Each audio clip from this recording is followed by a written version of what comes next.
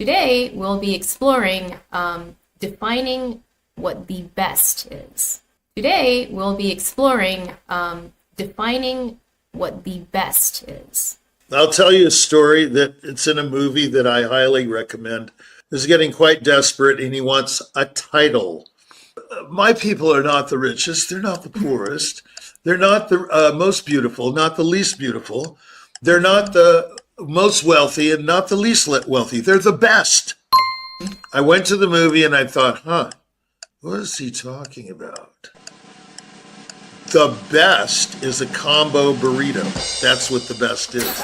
It's like going to Taco Bell or burrito. So the idea of the best means the package. The best is the best. It's undeniable and it's not definable. I go, this is the best. Musical show there, we can draw this analogy between exquisite and a piano sound. I think the most exquisite sound and the best sound can come from a Mason and Hamlin for a pianist. This is just my idea. It doesn't matter really what you are as long as you're the best. I know somebody that's worth, I think, roughly $48 billion right now. I know them personally, and believe me, they have problems. Nixon talked about it too. Everybody should do their job to the hilt. That's what he said. Hilt. H-I-L-T. I love that word. Why would I think that someone was the best? Because they were rich or poor. Sometimes you can describe something as exquisite, like exquisite pain. Have you ever heard that phrase? Exquisite pain. Sure. Mm-hmm. Yeah, it's like the pain is so perfect and so intense that it's exquisite. Yeah, I know. And besides, what is the meaning of the word exquisite?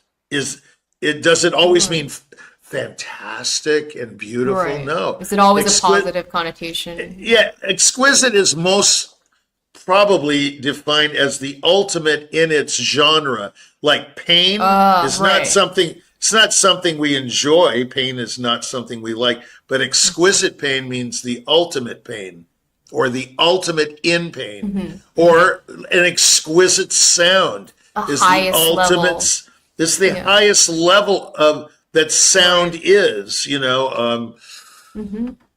I would say, an exquisite sound would be, from a pianist standpoint, most definitely the Mason and Hamlin piano. It's exquisite. The sound is beyond any Steinway. Oh, it's absolutely, it's like bell-like. It's like each note has a cotton ball around it. It's just so beautiful, so full. A great Mason and Hamlin beats any piano. I don't care, Fazioli, all of those. They're too tinny, they're too brassy. The Mason and Hamlin 9-foot can be exquisite. I'm not saying they all are. But in terms of music, since this is sort of a musical show, there we can draw this analogy between exquisite and a piano sound. I think the most exquisite sound and the best sound can come from a Mason and Hamlin for a pianist. This is just my idea. So this describes my idea of the best. Right. But if it is a combo burrito, then the Mason and Hamlin sound comes from, the Aeolian Harp Company made it.